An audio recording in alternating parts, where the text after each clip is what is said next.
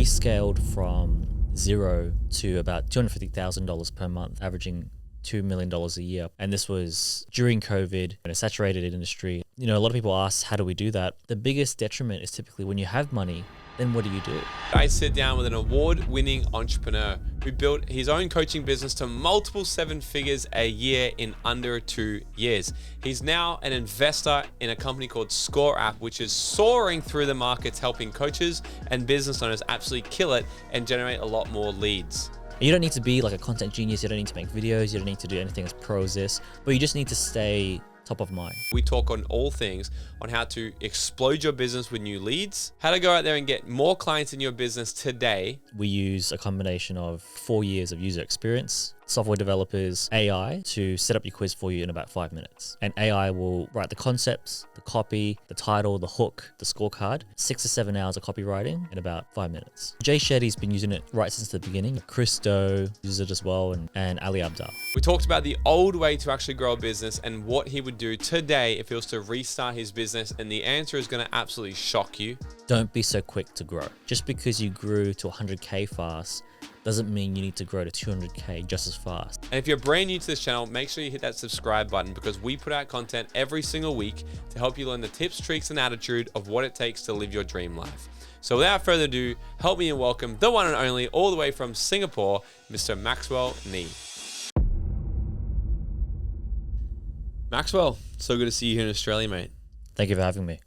I want to dive right into this. You've been doing really cool things with some really cool entrepreneurs, and we want to hear about your story in a moment. But I wanted to first dive into the Cinderella business model. It's something you and your business partners talk about. Daniel talks about a lot. Tell us, what is the Cinderella business model, and how is this something that people really should be paying attention to right now in business to help them win more?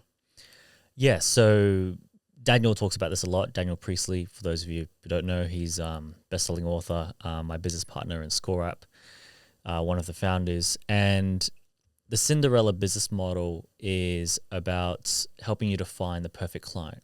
You know, so we've all been on hundreds of sales calls where you talk to someone and they're not the right fit, but you don't find that out after putting in hours and hours of work. So what ScoreApp does is that it acts like Cinderella's shoe, where it's like this perfect fit and mold. And if someone fits into that in the way that it's designed for you, then you can find a perfect client each and every single time in and amongst the crowd and the noise. So that's how we make sure we have the right clients to begin with, then to help them win more because, you know, they're your ideal client. So how does it sort of work then? So explain this, and I want to get really into it, but explain the ScoreApp and why people use it. You used it to grow your other business to millions a year. So what is it? How does it work? How do we actually use this to find the right shoe?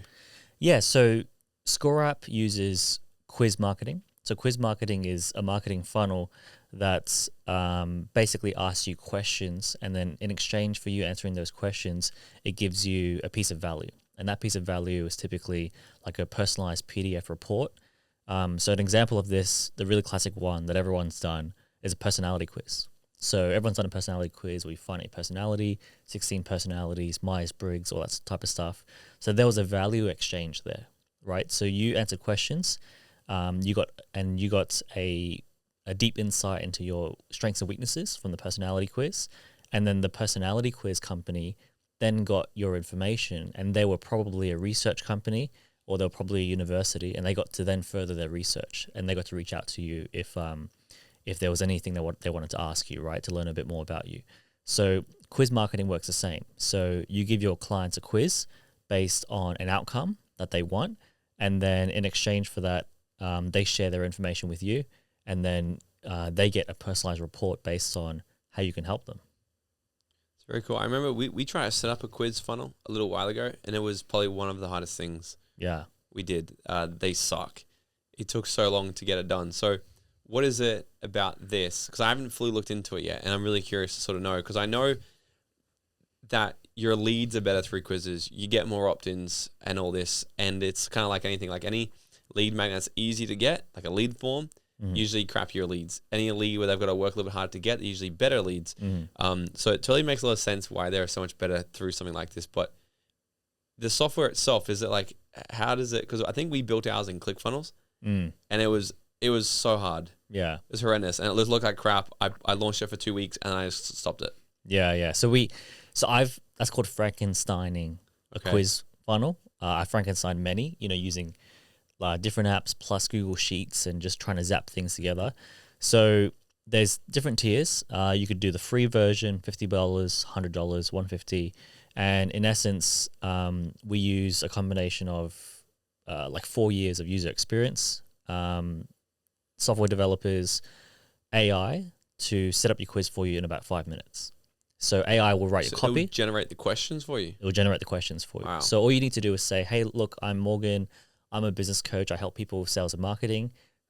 Give me 10 questions that I could use to gamify a quiz to give to my clients. And AI will write the concepts, the copy, the title, the hook, the report card, the scorecard, about 6 to 7 hours of copywriting in about 5 minutes. That's very cool. Yeah. And so you said Jay Shetty and stuff are onto this as well? Yeah, so Jay Shetty's been using it right since the beginning. Dan knows Jay personally. So Jay Shetty, Chris Do uses it as well. And, the company's been on his podcast a few times, and Ali Abdal. Yeah. Yeah. So tell us a little bit about your journey then, okay? So because you had your own super successful business, you're using this as a way to sort of grow your company so fast. Tell us about how you actually became part. So now you're the chief revenue officer. You're an investor since the beginning of this company. Yeah. I want to know a little bit about your journey in entrepreneurship. How did you first discover this? And then what was the journey of you actually getting your foot in the door? And now you said you've had a massive multiplier in this company. You guys have got massive goals for this. So how did you get to where you are? I want to kind of understand this. Yeah. So I'm from Brisbane. I used to work at CBA, worked in corporate for 5 years until I realized I just couldn't do that anymore. Then I started a digital marketing agency that then evolved into a business coaching business where we're selling courses, educational products, courses, coaching, group coaching. We have 1,000 high-paying clients by the end. And, we scaled from zero to about $250,000 per month. So about averaging $2 million a year plus in about 22 months. And this was during COVID, in a saturated industry, as you know, in and around London, where the market's very mature. And, a lot of people ask, how do we do that? Well, with a lot of leads and a lot of sales. So I've always been interested in getting an edge on how to generate more leads, more high quality leads, how to save time in the sales process, like how to shorten that sales process with new potential clients, and how to build more know, like, and trust at scale. So we discovered quiz marketing, started Frankensteining our own scorecard, which did pretty well. Like our first scorecard, and this was a while ago, we were getting like $1 leads. So we knew through ads? Yeah, through ads. Yeah. And then that went up to $5 and that sort of stabilized. And then Dan sent me an email saying, hey, look, I'm building, I've been using quiz funnels for my business for a while. We're actually building a SaaS product that builds it for you instead of you having to be a coding expert to build it. And it'll be $50 a month. And I said, wow, A, I want to use it. B, I want to give it to all my clients. I had like 300 clients at that point in time. And C, I want to invest. So I did all three. So I've been an investor for about 4 years now in the business. And then, back then we had less than 500 clients using ScoreApp. Now we have 6,000 all around the world. So you grew your business quickly. So in a couple of years, 250K months. Because a lot of people, when they start business, especially in this coaching space, it's always about getting their first customers, their first sales, their leads. Yeah. And you did it in it feels like it's becoming a saturated market, but I think it's very easy when you look at the coaching space. You could go, this is so saturated, but then also I would argue it's not, because it's with more and more people becoming coaching, it's actually making it very normal as well. If you think back 20 years ago, was it normal to have a coach? No, it's like if you saw a psychologist or a therapist, something, it's like, true. What the fuck's wrong with you? Now it's like, what do you mean you don't have a coach or a therapist? That's so bizarre. The younger generation, it's very normal to be like, oh, of course. So it's true. I think it's becoming a really big space as well. But how walk me through this? Like, what were you doing to actually get all these leads? Or like, what were your secrets? You don't have that business anymore. So I don't know if you want to share it. Yeah, so 17-hour days, right? 17-hour days. I had 2 business partners. We were all working as hard as each other. For the first 3-4 months, we made 0 money, right? Yeah. So it was a lot of hard work, a lot of risk. What were you selling? So we were selling a 3-month coaching program. Like for business coaching or? So we're helping life coaches, business coaches, health coaches, wellness coaches, spiritual coaches, executive coaches, leadership, mindset, grow their business online. So we help. So you're helping them with digital marketing. Yeah, digital marketing plus sales and outreach. How everyone gets their first 5-10K basically. Yeah. So you were doing funnels for them? No, we're training them on how to outreach, how to make content, everything except for funnels and marketing. Yeah. Okay, so the main thing is funnels and ads. Do you think that method is saturated now? Like, what do you think for people getting started now? If someone's starting their business right now and they're a coach and they want to go and get their first $20,000 months, start growing this thing, do you think that method or what you used to teach still works? I think it does, but it definitely doesn't work. It's not all equal, so it doesn't work the same for everyone. For example, the clients that got the best results had the best networks. Like they were typically in recruitment. So they met a lot of people. So they had a lot of people they could ask for referrals and a lot of network they could sort of squeeze the lemon on. They were in sales. They'd done real estate before. They had done like an extrovert, always talking to people type of business before. Mm-hmm. But at the same time, we have clients that were, less extroverty and they also did really well, but they were just had to really push out their shell a little bit more. So, your first client is almost always going to be someone that you already know, right? And they might pay you $50, they might pay you $5,000, but it's almost always going to be someone you already know because that know, like, and trust is just already there. Maybe you went to university with them, you work with them, you went to school with them, that type of thing. Mm-hmm. Yeah. I feel like the first few clients are sort of simple. I think where people, and I see, because a lot of people that work with me or come to our event stuff, I see a lot of people kind of get stuck between 5K months, 15K months. Yeah. And I think where they start to use advertising to get it. What have you seen is the best way sort of for these people to start getting there? In what feels like a saturated market and what feels like everyone's doing the same thing, how do they really stand out and start scaling their business as fast as you did? So one of the tools we use is we did weekly workshops. So we did weekly workshops on Zoom and we would just invite people to it. And we eventually ran ads, but initially we just bucketed people within like a Facebook group and email list, and we ran weekly workshops where we just gave value. Hey, if you want to book a call and go deeper, let's book a call. And they would typically book, 30% of them would book a call type of thing. So that's really good because a weekly rhythm of a workshop helps you to really master your craft and it helps you to really, sharpen your sword or your knife in terms of your execution, so that, when you then go on something like a podcast for more exposure, you're really sharp and precise and you have something to then promote. Oh, I do a weekly workshop, by the way. So if you want to come join me every Tuesday, 6 p.m., I'm going to talk a bit more about career coaching as an example. So it's like you got your weekly habits, your monthly habits, and your yearly habits, right? So the weekly workshop was a weekly habit. The monthly workshop, the monthly habit was making sure you got content, for the whole month. And you don't need to be like a content genius. You don't need to make videos. You don't need to do anything as pro as this, but you just need to stay top of mind, So maybe the large portion of my content now and before is I share other people's. I say, this is really good stuff. You should check this out. But just so people know I'm still active, I'm still alive, that type of thing. And then, then you should be tipping them into an email list and everything like that as well. Yeah. Do you think people these days are too, what do you think's happening in the market when it's like, because I was even checking on my own mindset the other day. I was looking at like a Facebook ad and someone's like, buy my course, blah, blah, blah, blah.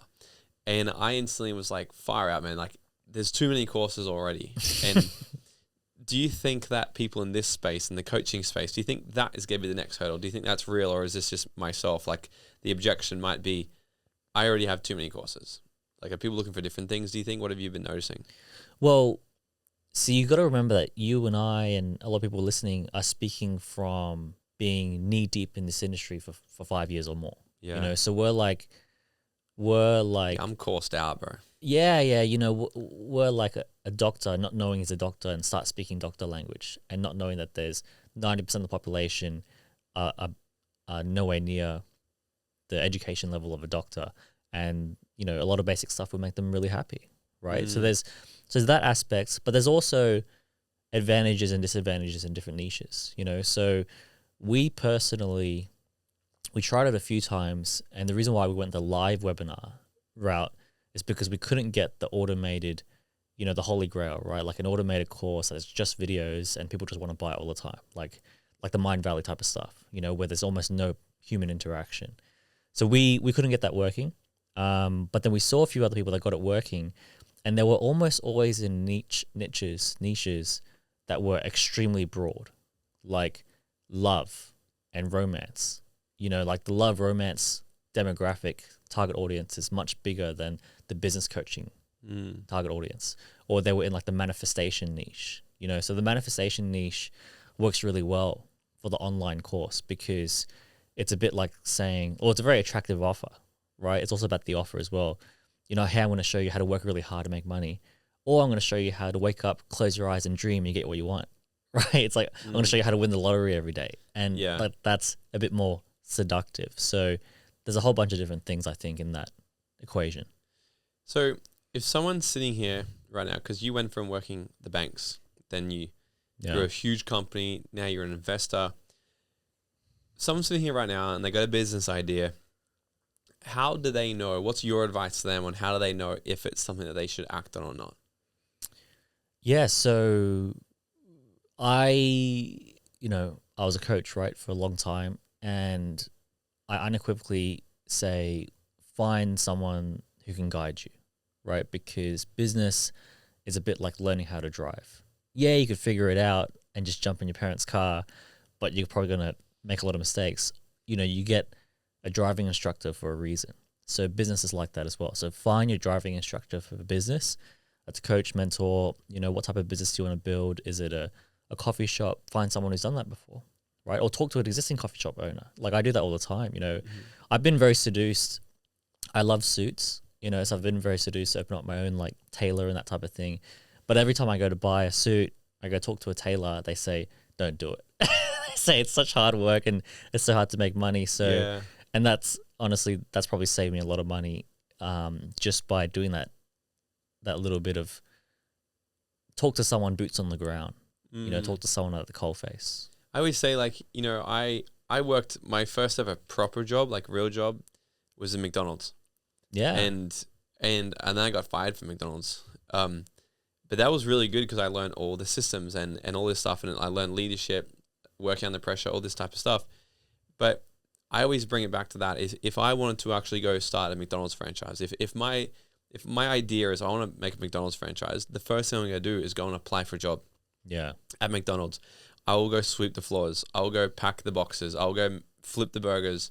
I'll do this stuff for 6 months, 8 months, so I can start to learn as much as I can from inside the company. Yeah. And I think a lot of people these days are trying to just get rich fast. And I don't blame them. There's so many things, so much distractions online of like people went from this to this really fast. But that's always my method as well. And then also because they might do that job for 6 months and then be like, I fucking hate this. Actually, this idea sucked. And then on to the next one. And then so as the investor, like let's say someone's out there, they've got like a new tech idea or let's say they've got to try to raise capital and they're going to that space where they've got an amazing idea, but they can't fund it themselves. What advice would you give them there? Have you been in the space where you've had to go and try to raise capital? Or I know right now you guys hustling a lot, growing this company. What's up, Dream Nation? Have you ever wondered how far ahead your life would have already been if you had got access to this type of content at a younger age? Look, this is why I need your help. I'm trying to build the #1 personal development platform out there to teach you guys the tips, tricks, and attitude of what it takes to live your dream life and to bring the type of education that we all wish we had in school. This show only grows by word of mouth and new subscribers, so it would mean the world to me if you could smash that subscribe button right now, leave us a 5-star written review or drop a comment below and share this episode with a friend. I would be forever grateful. All right, now let's get back into this episode. Yes, I've definitely raised money. You know, I've raised $2 million in angel funding at a $23 million valuation, straight equity, like an impossible task. And look, what investors look for, what every business owner should look for, what every professional athlete at the top of their game looks for, like, Michael Jordan, Lewis Hamilton, right? All those people, they look for where they can get an unfair advantage. And in the business world, everyone that's done anything like really, really great and big and everything, they had some type of unfair advantage. I'm not saying that, I don't want that to dishearten anyone. I want that to motivate you to find that. That's the secret. Like, so you find step 1 should be find an unfair advantage. Step 2 then should be start the business. It's not step 1, start the business, then find an unfair advantage. So I'll give you an example. So, one of the greatest tech companies of all time, Facebook, Mark Zuckerberg designed that in his dorm room and everything else. But what people forget and overlook is that wouldn't have gotten traction if he didn't have the unfair advantage of being able to scrape the emails of all the Harvard students. You know what I mean? So he had his email list, a free email list for ideal clients. Like, if you had a free email list for your ideal clients, how much confidence would you have in starting a business, right? So it's like, how can you find that? And sometimes that might be in like you got option A for the business you really want to do, but option B is your unfair advantage, and you just got to make a choice, right? Like, if you're trying to leave corporate, your job's really hurting you the way it was hurting me. It's like so painful to be there. I wanted to get out. Then I would do option B, build up the cash flow, build up the savings, then go to option A, right? Because it's about business is about putting enough oxygen in the tank, and the oxygen is cash. The oxygen of a business is cash. Yeah. Yeah. Can you walk us through if you can remember, because I just hit like a few weeks ago my 10th year as an entrepreneur. Nice. And I sat down one night, we were running our business mastermind event the next day. And I was like, I just realized it was 10 years. Like, wow. So I sat down and I'm like, what has been the biggest like lessons either per year? And the easiest one for me to start to focus on was going income bracket. So I'm like, okay, my first $1,000 per month. What was the biggest thing I had to learn? What was the biggest thing I had to be okay with? And then I just asked myself these questions. I'm like, biggest thing I got here, I had to learn this, be okay with this. The first one was being okay with rejection. I was there for my first $1,000, be okay with getting rejected all the time. Then it was like 5K, then 10K, then 20K, 50K, 100K, 200K, 300K. And I started like all these things. And I started to recognize so many like paradoxical things I had to either get to get me to one thing, but then obviously the thing that got me to where I was wouldn't get me to the next place. So for me to get forward, I had to let go of who I had been that helped me get to there. I had to let go of control. And then one thing I had to get control. And I had like all these different things to merge. And I want to know if there's any sort of major things that have kind of stood out for you guys from starting this thing from the bottom. You said there was 50 clients, 50 monthly clients, I think you said. Yeah. When you guys started this business, now it's over 6,000 a month in a SaaS company as well, which is, a lot of people trying to crack into this space. Are there any sort of major learnings or major things that you've had to learn either the hard way, growing as this thing is scaled, that you could give advice to these people that might also be on their journey from no matter where they are? Yeah, so I personally really believe that business is always done in teams. So whether or not you're the star or you're the operations person or the finance person, there's almost always a team if something's going to grow as fast as we've grown. So I've never done anything alone because I don't enjoy that, A, and it's really lonely. And B, I'd rather wait until I meet the right team members and then we do something really magical together. So, when you put together a team, the hardest part is finding alignment, right? So my last business started to be unenjoyable for me personally because there was 3 of us as business partners.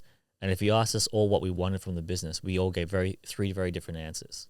So the first one was I want 20K a month, but being able to take as many holidays as I want. Like I just want ultra lifestyle, right? Just I want to work really hard for 1 month, but then maybe take 2 months break. Like just totally random, sporadic, lumpy work.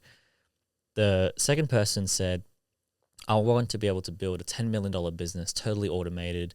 Having something automated of that scale really scratches an itch for me. And then I always say, I don't care what I build as long as I could build it to 100 million, because it's the size and the scale and the gravitas that excites me. So by the end of working together, we were all really frustrating each other because, he wanted to sprint, he wanted to do long jump, and I wanted to run a marathon. Yeah. Right. And we were totally not aligned with, do we invest in this or this? Because you invest in 3 different things if you have 3 different goals, right? So, that's, a lot of people forget that. They're like, yeah, let's get into business, let's make money and whatever. But the biggest detriment is typically when you have money, then what do you do? Pretty much all bad decisions in business are made in good times because you got money in the bank, but then you spend it on things that aren't aligned with these 3 visions or your goals. And then you, all of a sudden it's a bad time, then it all comes crashing down all at once and you get crunched, right? So it's like, if you're not aligned, you're not going to survive going through the crunch together. Yeah, so there's totally like a value misalignment of each of you. So how do we go about, how do you go about, so obviously the one thing is if you have a business partner, same goals, same values, but what about through the growth? Like how do you determine who's solving which problems? How do you guys work through the bottlenecks as the business grows? You solve one problem this month, but then there's a different problem in 3 months. And how, I guess, what advice have you got for people here who might be in the thick of it right now, scaling their business? They're 100K months. They're trying to get, what do they need to look out for? What are the things that are around the corner that they might not be aware of yet? That if you were to look back when you were at, 50K months, 100K months in your business, that you wish you knew then? Yeah, so definitely, what gets you to the first 50 or 100K doesn't get you to the next, so... let me give an example. If you've got money coming in, you're doing something right, but it doesn't mean that if you keep spending that money on that same thing, like typically things have a ceiling. For us, our direct outreach had a ceiling. Then we had to go to ads, but then ads had a ceiling. And we should have stopped there. But then we kept spending, we spent on like PR and things like that, and we just literally threw that money away. Instead of consolidating and taking the time to think. So, we had really good times and then we totally overspent, overhired, and then we started to get crunched, right? Which is not a nice feeling. So, I think one is don't be so quick to grow. Don't be so quick to grow. Just because you grew to 100K fast doesn't mean you need to grow to 200K just as fast. I think people sort of get a bit muddy with that equation in their head. It's like when you go to the gym. You go to the gym and your first it's called like your noob gains, right? Like your first sort of bits of muscle come really easily, and then you get demotivated because you can't, to push past that, you have to work even harder. Business is like that. Like it's fast and then it's slow. And then when you crack it, it's fast and then it's slow. So don't try to buy speed is a big mistake that we definitely made. So what should we be buying instead? Like stability? I would always be investing in your assets of your business.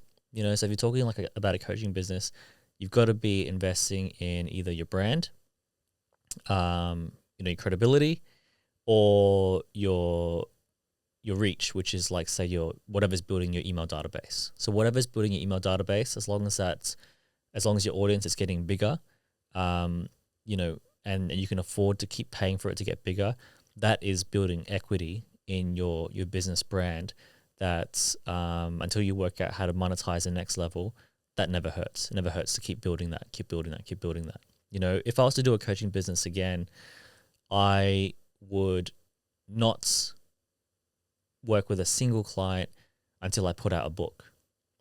Because really, I would not work with, because, and I would take it to this extreme. I would even, if I was to leave the bank again, start a coaching business again, I would go to the bank, take out a $50,000 personal loan from my bank, use that to fund me for 9 months whilst I write a book, knowing what I know now. Because the ultimate distribution channel for anyone that sells any type of digital product or service is a channel that educates them. It's like educating them why your accountancy is the best, why your personal training is the best, why your business coaching, your digital marketing methods, why all that type of stuff is the best. And the ultimate education tool is what? A book, right? So we had, in our niche, we had a guy going after the same group of clients, and he had a book out. And we were spending $40,000-$50,000 in advertising a month, right? US dollars, like a lot of money. And that was to generate, say, 1,000, 2,000 leads a month that we then turned into a couple $100K. But he had one book out.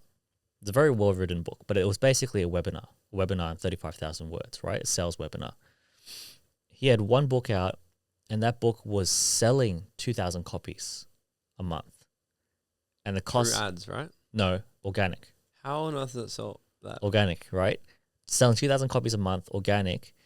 And his book costs about £43 at the time. So 2,000, £43. He was making £1 million a year, people buying his book. So he was getting paid for his lead generation. Yeah. Right? So like that's just, and even if I could do 10% of that, that's still 100% better than what we were doing, paying $40K a year to Mark Zuckerberg, right, for lead generation. So I would just go all in on that. It's a bit like, do you want to work harder or smarter? You know, and I've worked out, like, always look for the smarter thing. And if you don't know it, someone does. So look for them. Look for who has the smarter thing and then learn from them. And then what about when it comes to the book? I don't know, because I'm in the process of writing a book right now. Yeah. I've written the first couple chapters, and our goal is to actually launch it at Dreamfest next year. I'd love to be able to do that. But I already know in my head that I'm putting this effort into writing it, but I haven't even finished writing it yet. But I'm already putting effort into how I'm going to market it. Because I know for a fact, I think I even heard it's like, when it comes to your book, 5% is writing it, 95% is actually marketing it. Yeah. So how do you know how this person, or what would be your approach to actually going, okay, now I've got my book, how am I getting this thing out in people's hands? Yeah, so if I was doing a book launch, you know, podcasts are so underrated. You know, I'd be paying money to go on podcasts and distribute because, you know, you record one thing once. So a podcast is an asset. You know, this video, I could share this and talk about me and my credibility and what I've done for the next 10 years because it's going to be on YouTube, right? Yeah. So podcasts, all the stuff you're already doing, podcasts, speaking on stages. But, you know, instead of spending, so people typically spend, you know, 5-10K a month on ads on a book, right? But you could spend a couple grand to go on a couple different podcasts, but the penetration is so much better, so much more efficient. You know, the average person that listens to a podcast listens to 7 hours a week. Wow. That's more than some people spend with their husband or wife, right? Yeah. So, yeah, and that's undivided attention when you're driving your car, when you're at the gym, right, mowing the lawn, doing the dishes, cleaning, folding laundry, you know, something just totally engaged listening to a podcast. I love it, man. What's been what would you say has been the biggest mistake you made along all of this? Yeah, so I think that, you know, it's totally cheesy and cliche, but it's definitely not like following your gut. Like all those things that I mentioned, overspending, being out of alignment with my business partners, you know, bad investments. My gut was telling me that was happening before it happened. But I just, you know, I was like not ready to face it yet, you know? So it's a combination of, listening to, checking in with yourself and checking in with your gut, but also just having the courage to actually open that door and just like, hey, you know, what information, what terrain can I read right now to see what I could do differently. Why do you think you avoided those things? Coaching session. I like it. Tell me about your father. Yeah. Tell me about my childhood. All the same reason, right? Like fear, not sure, also lack of experience, right? Yeah. Like you got to like get bitten by, you know, a vicious dog to know not to mess with a vicious dog, right? So, yeah. Yeah. You know, I've recently started skydiving last year. Actually got my skydive license, and I just do it for fun now. It's fantastic. And every event I talk to now, every entrepreneur I talk to, I'm like, go and skydive. Not tandem, go and learn how to do it yourself. Go do the week course and just go and throw yourself out of an airplane 10 times in the week. Wow. Because that was the best personal development event I ever did. My first 2 days of it, yeah. Because I was nearly not going to do it. I was nearly not going to jump out on my first day when I learned how to do it. Because I was like, I don't know if I want this. Do I really want to jump out of airplanes that much? Like the fear was so high. And it wasn't the fear of falling or any of this crap. It was actually the fear of not trusting myself to do what I knew I had been trained to do. And for like me, the fear it of was, letting yourself down. Yeah. Well, it was literally like I was just petrified because I was asking myself, I'm like, what are you so worried about? I'm like, well, what if I don't open the parachute? I'm like, why the fuck would you not do that? I'm like, I don't know, but what if I don't? It's the possibility. I'm like, very true. So it came down. I'm like, okay, so I don't trust myself to actually make the best decision in the heat of chaos. Good. Go jump out. So now I literally use it as a training method to condition my brain through handling. Like, so when I jump out of the airplane now, every part of my body and nervous system is like freaking out, as it should. But then in about 5 to 10 seconds flying, I learn how to calm it. And then I'm in the air, extremely calm, making proper decisions. I know exactly how close I am to the ground. I know if there's anyone around me. I know where my parachute is. And then if I pulled it out the other day and it didn't open properly, I was like, oh shit, this is going to be the first time, because you can rip it away and pull into your emergency chute. I'm like, fuck, this is going to be the first time I have to do this. And I was just calm the entire time. And now when I land, it's like, I'm actually like, it's actually a little disturbing. So I can land and just like yawn. I'm like, oh, that was good. That was a good jump. Wow. And the thing is, because it's not only conditioning me to be a better business owner, to handle stress better, but it's how to think clearer. But the biggest thing was trusting myself. Because I think that's really what entrepreneurship is. Like, we have this, the fear will creep up because we're afraid of making the wrong decision. And that's what it really is. Like, we never know how to connect the dots looking forward. It's just a matter of doing it and hoping. That's why I say to people all the time, like, I have no fucking idea either. I'm just making all this up as I go along. Yeah. I'm just hoping that the move I make pulls off. Yeah. Dude, this has been fun. It's good to chat to you. So where can everybody find you on social media and check out everything you guys are doing? So I'm probably most active. Like, I'm totally addicted to LinkedIn. So find me on LinkedIn, Maxwell Nee. If you would like to learn a bit more about ScoreApp, we have a few more copies of our book that we can get out to some people. PDF, if we can't post it to you, physical copy, if we can post it to you. If you want to go to ScoreApp, ScoreApp.com/book, we'll get some copies out to you. Love it. And final question for you is, if you were to go back to your 18-year-old self and give him 30 seconds of advice, what would it be? 30 seconds of advice. What did I want to do when I was 18? I think I was putting a lot of pressure on myself when I was 18. It was like that pressure of, oh, you got to have this figured out by then and that figured out by then, and you got to have this job and you got to buy the house by your time you're 24 and all that type of stuff. So it would be twofold. It'd be like, just enjoy life more, because 18 goes by really quickly, as well as, really go for what you really want. Don't settle. I did a lot of settling when I was, younger. Yeah.